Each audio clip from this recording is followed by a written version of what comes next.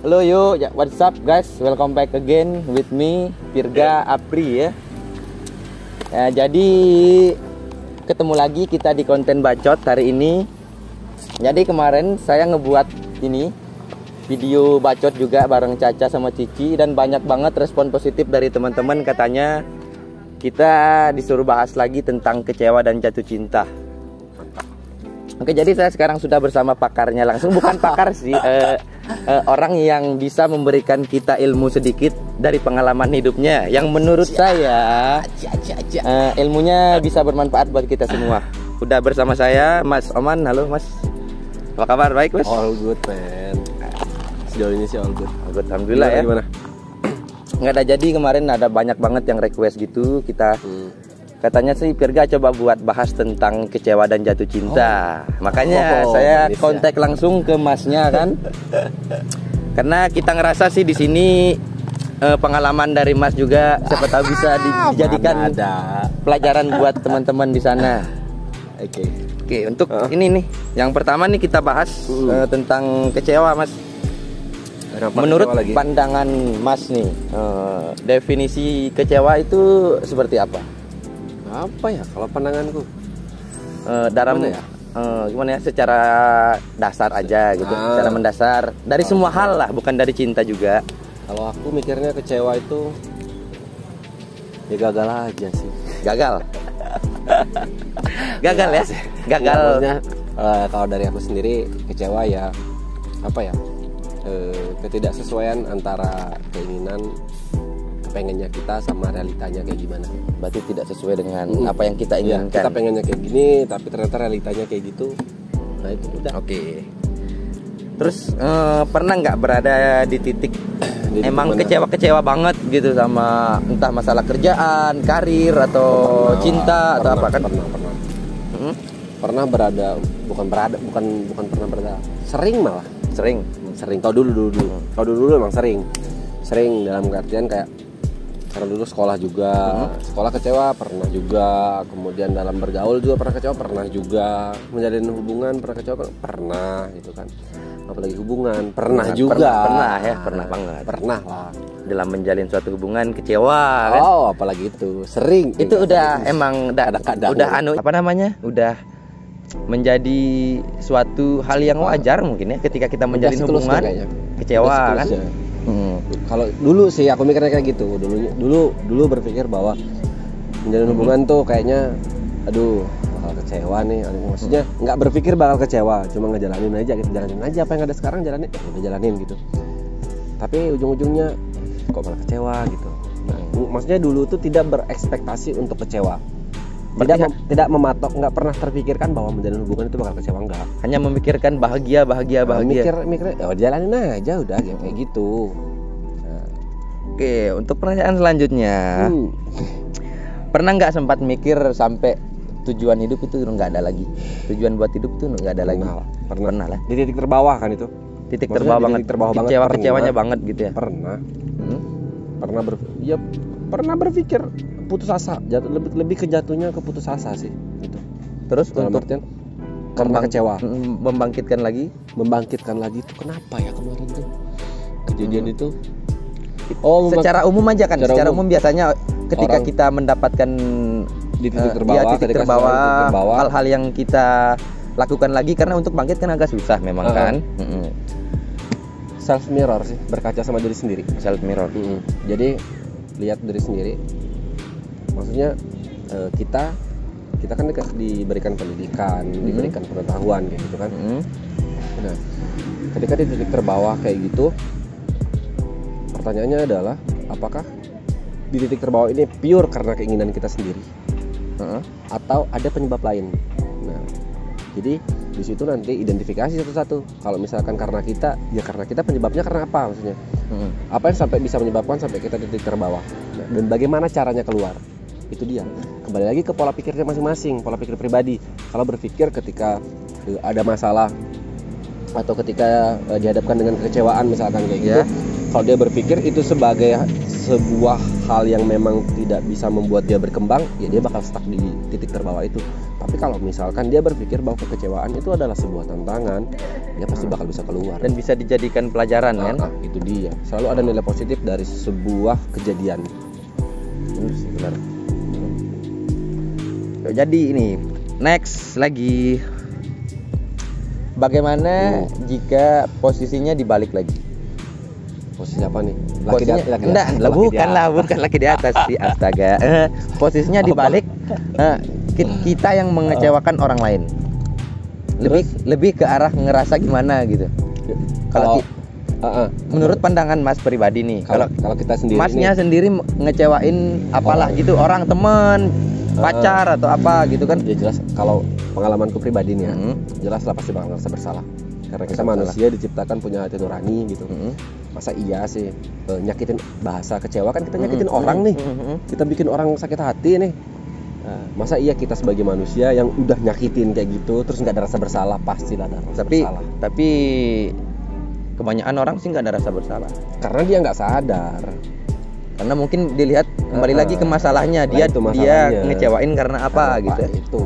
Nah, bisa jadi kayak gini nih. Sebenarnya kita udah pernah ngecewain orang nih. Nah, tapi di satu sisi kayak berteman misalkan kayak gitu. Nah, kita udah ngecewain teman kita, tapi teman kita itu masih maafin kayak gitu. Terus kita kecewain untuk kedua kalinya, teman kita udah nggak bisa maafin dan dia memutuskan untuk nggak mau berteman lagi sama kita misalkan kayak gitu. Yang pada akhirnya kita berpikir, kok aku kecewa ya sama temanku. Padahal sebenarnya bukan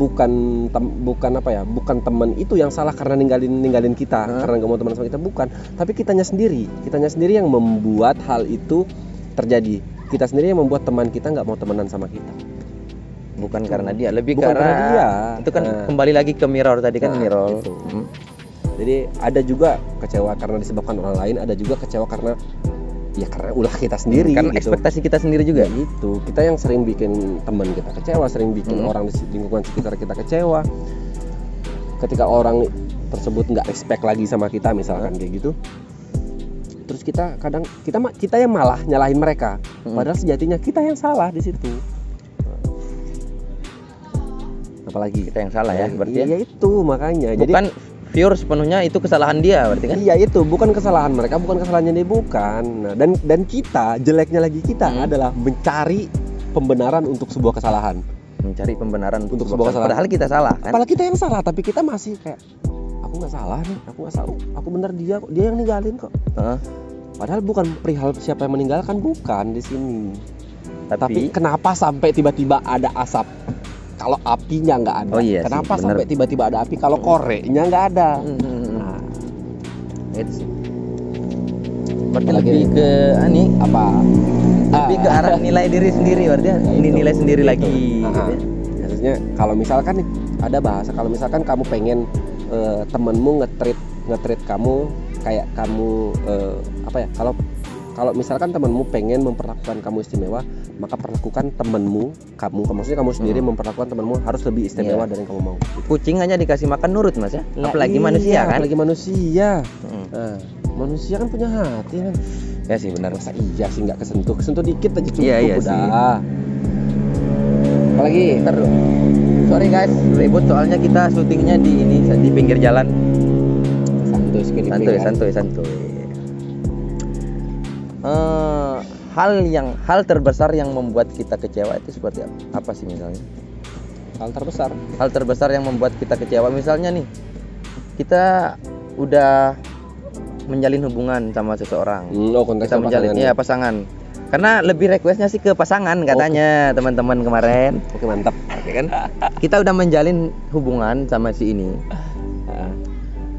Terus endingnya kita dikecewakan, kan seperti itu. Dikecewakan. Nah, jadi menurut Mas nih, berarti ini pure kesalahan bukan dari yang mengecewakan juga kan? Nggak bisa dilihat dari situ. Kan? Lihat dari berbagai sisi. Itu. Lihat dari berbagai sisi. Misalnya gimana? Jadi misalkan nih, kasusnya kayak gini nih, udah jalan berapa lama? Ya. Terus tiba-tiba sesuatu hal diharuskan untuk berpisah misalkan kayak gitu kan. Ketika diharuskan untuk berpisah, otomatis akan ada satu sisi atau satu pihak yang memang merasa aku dicurangin nih, aku dikecewain nih. Nah, kayak gitu. Pertanyaannya balik lagi gitu, di sini siapa yang menyakiti siapa atau siapa yang meninggalkan siapa? Bukan siapa yang Mengecewakan siapa, bukan. Maksudnya aku nih, kecewa itu titik terakhir. Kalau aku sih mikirnya kecewa itu udah di titik terakhir nih. Ada rentetan kejadian sebelumnya, entah itu karena kelahi, entah itu apa, yang pada akhirnya timbul ngerasa bahwa aku dikecewakan. Padahal kita udah baik. Nah, kita udah baik, kita udah berikan segalanya, berikan semuanya, misalkan kayak gitu kan. Nah, tapi ujung-ujungnya malah ditinggalin. Nah, jangan sampai dalam artinya kita menyalahkan yang meninggalkan, misalkan kayak gitu. Nah, coba berkaca lagi dari diri kita sendiri. Kita udah ngelakuin yang terbaik atau belum? Nah, maksudnya kita udah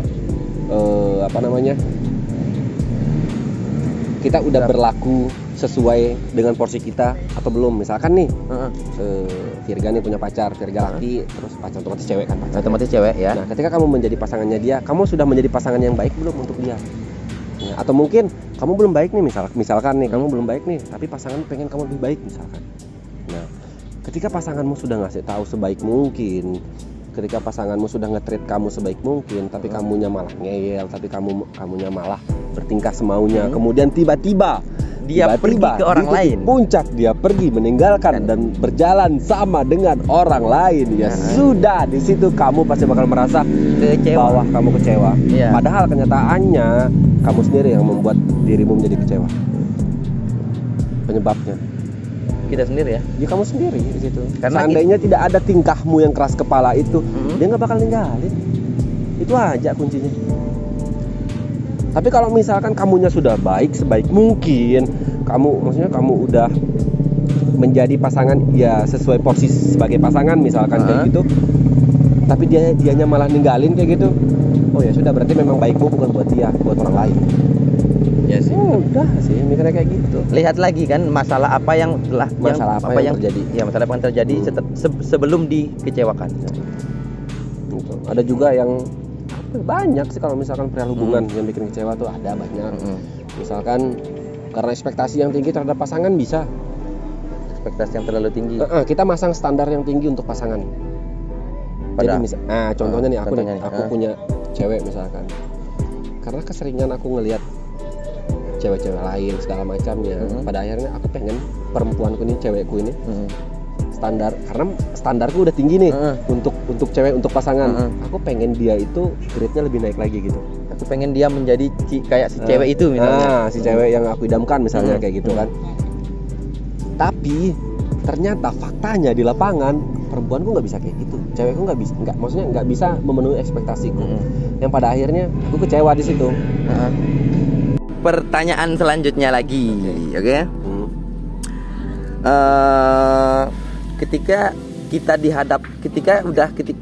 udah kecewa nih, kita dihadapkan dengan dua pilihan, bertahan atau meninggalkan. Kan? Di sisi misalnya kita mau bertahan, yang kita mau pertahankan misalnya hubungan kita yang sudah terlalu lama, terus sia-sia kalau bakal dibuang gitu aja. Ya, terus dan meninggalkan. Opsinya itu ya. Gimana? Lebih milih meninggalkan dulu atau bertahan dulu? Pendapatku pribadi. Pendapat pribadi. Maksudnya pendapatku pribadi. Jangan jadikan patokan. Jangan jadikan patokan atau jangan jadikan sebagai ini keputusanmu yang mutlak, jangan. Tapi jadikan ini sebagai pertimbangan dalam mengambil keputusan. Kalau aku dikecewakan nih misalkan, tergantung aku lihat dari hubungan yang aku jalanin dulu. Itu yang pertama. Hubungan yang aku jalanin ini kayak gimana sih? Karena aku dalam hubungan tuh pasti berpikir quality over quantity. Kualitas harus lebih baik atau harus lebih daripada kuantitas. Percuma dalam takaran lama menjalin hubungan. Takaran lama kan kuantitas. Percuma dalam takaran lama aku menjalani hubungan, tapi secara kualitas enggak. Aku lebih prefer, maksudnya lebih senang kalau misalkan aku menjalin hubungan enggak lama, tapi secara kualitas berkualitas banget. Itu dia. Ketika aku ngeliat hubunganku kualitasnya sudah bagus, meskipun itu ngejalaninnya cuma sebentar atau lama, aku pasti bakal milih untuk mempertahankan. Kalau aku pribadi nih, aku pasti bakal milih kayak gitu. Nah, kenapa aku milihnya mempertahankan? Ya karena menurutku ini pilihanku. ini yang aku pilih sebelumnya, ini yang aku ingin sebelumnya. Dan ketika memang memang dihadapkan pada harus memilih antara meninggalkan atau bertahan gitu, ya aku pasti bakal milih bertahan dulu. Aku akan perjuangkan. Lu bayangin aja gini deh. Tapi misalnya begini, apa? Kita sudah memutuskan untuk bertahan. Tapi sampai kapan kita akan bertahan di titik yang kita tidak tahu ujungnya di mana? Nah, itu dia. Baik lagi nih, misalkan nih, kamu punya HP nih, misalkan HP baru nih. Kamu sayang banget nih HP baru nih. Karena ini HP baru, kamu sayang banget, otomatis kamu pengen ngejaga dia dong. Maksudnya ngejaga HP ini dong. Jangan sampai lecet. Udah kamu pasangin tempered glass misalkan, pasangin casing misalkan. Nah, tapi di satu sisi kemudian tiba-tiba HP ini jatuh kan. HP ini jatuh, HP ini retak. Pertanyaannya, kamu mau beli layar baru atau mau ganti HP baru? Kalau kamu sayang sama HP-nya, perbaiki selagi masih bisa diperbaiki. Iya sudah, aku juga pasti bakal kayak gitu. Kembali lagi ke konsep yang tadi. Ketika aku menjalin hubungan, ya aku kayak gitu. Kalau aku pribadi nih kan, aku kayak gitu. Aku akan bertahan, aku akan perbaiki dulu semampuku, sebisaku. Aku pasti bakal perjuangin itu. Tapi toh misalkan dalam titik perjuanganku, aku udah luangin waktu, luangin tenaga, semuanya, dan pada akhirnya yang aku pengen itu nggak bisa sama sekali. Oh ya sudah, memang sudah sampai masanya, waktunya untuk meninggalkan, untuk melepaskan. Lu kok bayangin? Iya sih benar. Nah, itu ketika kita udah berada di titik emang lelah banget, capek banget gitu. Yang memang udah nggak bisa, maksudnya udah nggak bisa buat dipertahankan sama sekali. Oh ya sudah lah. Nah, balik lagi ke situ. Itu yang kadang-kala banyak membuat orang atau banyak membuat kita itu kecewa. Karena kita tuh nggak siap yang sama yang namanya kehilangan. Nggak siap sama sekali. Kebanyakan orang, maksudnya bener kita orang yang ketemu sama aku, orang yang cerita sama aku, mereka rata-rata nggak siap sama kehilangan. Mereka berani ngejalanin sesuatu, berani ngejalanin hubungan, berani memiliki, misalkan berani mengambil jalan kayak gini misalkan. Tapi ketika dihadapkan sama kehilangan, mereka nggak siap. Aku dulu juga kayak gitu masalahnya. Nah, kemudian pada akhirnya sadar diri bahwa ini prinsip yang aku pegang. Sadar diri bahwa semua yang ada di dunia itu punya masanya, ada waktunya. Bener sih kata Mas, kita itu sifat dasarnya emang kita tidak siap untuk kehilangan. Tidak siap untuk kehilangan. Maka dari itu kebanyakan dari kita, misalkan menjalin hubungan atau apa, misalkan memiliki sesuatu, misalkan kita terlalu senang atas dasar kepemilikan. Kita terlalu bahagia karena telah memiliki sesuatu. Tapi kita lupa kalau sesuatu yang kita miliki itu ada waktunya. Pertanyaannya adalah, siapkah kita ketika waktu itu tiba, waktu untuk kehilangan itu tiba? Itu. Aku sering bilang sama orang-orang bahwa ketika kamu berani menjalin hubungan, bukan lagi perihal tentang bagaimana merayakan kebahagiaan, tapi bagaimana mempersiapkan kehilangan. Kayak gitu. Asli nggak kuat sumpah. Aku tuh kayak gitu. Tapi kebanyakan ketika saya lihat dari contoh-contoh ini, pengalaman saya juga, ketika kita membicarakan tentang kehilangan atau berpisah, ada orang yang merespon, mereka bilang, ngapain sih bicarakan buruknya? Kenapa nggak kita bicarakan baiknya saja, baiknya ke depannya bagaimana kita melangkah begini. Itu hanya ngebuat kita menjadi takut kan, nggak gitu? Hanya menimbulkan rasa takut terus ragu jadinya kan. Kenapa mesti dibahas ya? Yaitu maksudnya ntar lu. Yaitu balik lagi ke tadi. Balik lagi ke pondasi dasar bahwa semua yang ada di dunia punya masanya. Oke, sekarang misalkan aku punya HP misalkan kayak gitu. Nah, aku nggak mau mikirin nih kapan rusaknya, kapan gitu, atau ini bakal bertahan berapa lama misalkan kayak gitu kan. Ketika aku hanya menikmati saja, tapi tidak mempersiapkan sesuatu ketika ini hilang, misalkan kayak gitu, ketika ini rusak. Misalkan gini, ini HP ada waktunya rusak atau ada waktunya hilang. Ketika dia hilang, aku harus ganti baru dong. Misalnya kayak gitu kan. Ketika aku cuma nikmatin doang nih HP, mainin doang, nggak mikir bahwa ada masanya ini akan hilang. Nah, jadi ketika ini udah rusak, aku nggak punya pegangan apa-apa dong. Iya sih, benar. Nah, aku mesti gantinya pakai apa dong? Otomatis akan ada persiapan kan, preparation. Persiapan itu penting. Persiapan. Kenapa kita berpikir hal buruknya? Maksudnya dalam misalkan udah punya nih oh ini kayaknya bakal bertahan selama 2 tahun atau 3 tahun gitu kan, misalkan kayak gitu. Berarti dalam 2 tahun atau 3 tahun aku mesti nabung dong. Aku mesti nabung, mempersiapkan kalau misalkan tiba-tiba satu waktu HP ku hilang misalkan, atau sendalku hilang misalkan kayak gitu. Berarti juga jangan terlalu berlebihan. Nah, berlebihan ya. Nah, berlebihan, menaruh harap pada sesuatu. Jangan berlebihan. Jangan berlebihan. Jangan berlebihan apa ya? Menaruh yang namanya menaruh harap pada manusia, karena manusia tempatnya kecewa ya. Maksudnya isinya kecewa semua gitu kan. Menaruh harap pada manusia boleh-boleh saja. Sah-sah saja. Nggak ada yang larang di situ. Tapi berharap lebih dengan menaruh ekspektasi tinggi, jangan dulu deh. Jangan. Bukan jangan sih. Boleh, tapi ingat bahwa akan ada masanya itu hilang atau itu pergi. Jadi persiapkan juga ketika kamu menaruh ekspektasi tinggi, persiapkan juga ketika kamu kecewa, cara untuk treatment atau cara untuk mengatasi kekecewaanmu kayak gimana, persiapkan itu juga. Jangan cuma menaruh ekspektasinya doang. Nah, jangan cuma berani makan pedasnya doang tapi nggak mau es teh gitu. Siapin memang es tehnya. Jadi kalau misalkan makan udah kepedesan, ya minum es teh udah seger. Jangan terlalu berekspektasi terlalu tinggi juga. Itu dia. Dalam pasangan juga kayak gitu sih. Iya sih, benar. Oke, next lagi pertanyaannya. Kita bahas ke ini lagi lah sekarang, ke ini sifat dasar laki-laki lah ya. Yang Mas tahu. Bangsat teman. Laki-laki biasanya jatuh cinta ke perempuan yang dilihat itu dari sisi apanya? Kalau aku sih, kalau aku apa ya? Kalau aku lebih ke fisik sih. Secara umum ya. Secara umum laki-laki itu akan lebih ke fisik. Lebih ke fisik. Jadi kalau misalkan matanya udah ngeliat, udah bikin nyaman, udah kan. Dia mau di kayak gimana pun dia pasti bakal bucin. Laki itu kayak gitu. Kalau udah ngeliat fisik, udah nyaman gitu. Berarti dari fisik ya? Dari fisik. Dasar laki-laki kayak gitu, dari fisik. Secara umum pasti bakal ngeliat dari fisik. Dan kalau perempuan pasti bakal ngeliat dari sifat, sikap, attitude gitu kan. Perempuan pasti bakal ngeliat dari situ. Secara umum nih, tapi bukan berarti dalam artian laki-laki ada juga ngeliat dari sifat, ada. Maksudnya nggak mandang fisik duluan, laki-laki ada. Perempuan juga yang nggak ngeliat sifat, yang penting tampang oke, gas, ada juga kayak gitu sebagian, nggak semuanya gitu.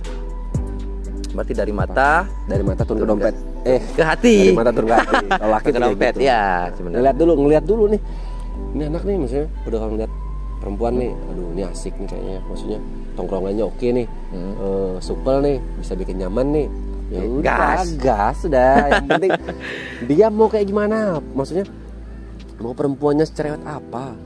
Kalau misalkan laki udah sayang, udah matanya ngelihat nyaman, ya udahlah, kelar udah itu, nggak bakal ada bisa misahin udah. Oke, next lagi pertanyaannya, perempuan yang keren menurut Mas yang kayak gimana? Yang EQ-nya tinggi, yang EQ-nya jalan, yang apa ya? Berarti sense-nya sensitif banget gitu. Pokoknya yang udah deh, yang pintar itu. Berarti enggak ngelihat dari fashion atau apa enggak? Aku enggak. Ke ini berarti ya? Aku lebih ke otak. Karena aku mikirnya gini. Mencari pasangan itu karena kita dua otak yang berbeda ya. Dua otak yang berbeda, dengan sifat yang berbeda, dengan ego masing-masing, dengan karakter masing-masing kayak gitu. Ketika dia, dalam artian aku nggak mendiskreditkan perempuan-perempuan lain, enggak gitu. Perempuan-perempuan lain mungkin dalam artian bisa juga berlaku kayak gitu. Jadi aku kalau misalkan ketemu perempuan yang pintar, maksudnya pintar secara emosional, kemudian secara intelektual kayak gitu, berpikir kritis kayak gitu, aduh itu bikin jatuh cinta men, sumpah. Itu kan menurut pandangannya Mas. Kalau pandanganku itu pandanganku pribadi. Keren, gila keren yang itu ya. Kalau itu, aduh, gimana ya? Menggambarkan itu tuh kayak bawaannya tuh pengen, yuk nikah sama aku yuk nikah sama aku yuk. Yuk, dengar teman-teman. Buat kalian semua di sananya yang mau, ya udah otak kalian jalan aman. Enggak santai. Sekarang aku punya pasangan soalnya. Oh, udah ya, alhamdulillah kan, berarti alhamdulillah. Udah itu. Jadi karena apa ya, seneng aja gitu ketika memiliki pasangan yang kritis. Dalam artian kalau ketemu itu, kita nih kadang debat hebat nih, debatnya nih. Tapi ketika debat itu selesai, titik temunya kita udah dapet, oh ya sudah, balik lagi kayak seperti kita pasangan sebelumnya, pasangan yang lain-lainnya, bercanda kayak biasa. Tapi kalau misalkan ada yang baru, ada yang memang perlu kita kulik lebih dalam, misalkan kayak gitu, ya ayo, maksudnya ya kita sama-sama keras dengan pendapat masing-masing. Tapi jangan lupa bahwa dari sebuah diskusi, dari sebuah perdebatan itu harus menghasilkan sebuah solusi. Sebuah solusi yang Itu dia. positif. Ya jelas lah yang positif. Kan yang negatif Beda kan? cerita. Siapa tahu negatif kan? Beda cerita kalau konteksnya kan ada kan masalah yang orang-orang bilang nih, ketika masalahmu tidak bisa diselesaikan dengan duduk bersama, Ya. mungkin masalah itu bisa selesai dengan tidur bersama. Oke, kita lanjut lagi. Oke, sorry siap. guys, tadi ada ini sebentar. Sebat dulu lah, santai. Sebat dulu lah, santai. Hai, berasa wawancara kerja gitu.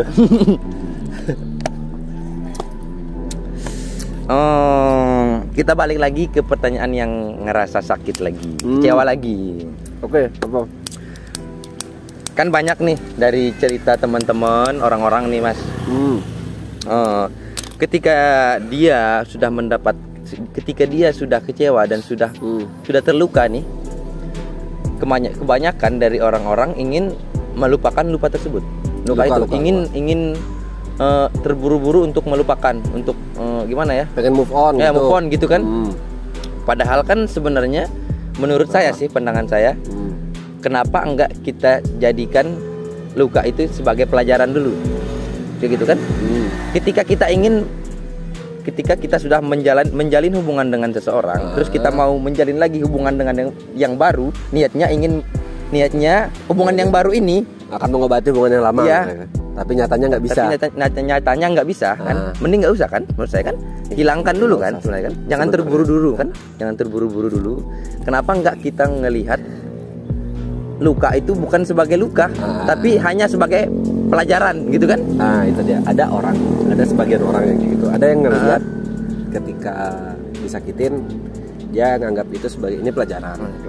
Ada yang sebagian orang yang menganggap bahwa ketika disakitin, ya udah sakit, udah terpuruk, udah kecewa, dan nangis sejadi-jadinya, melampiaskan ke orang lain kan.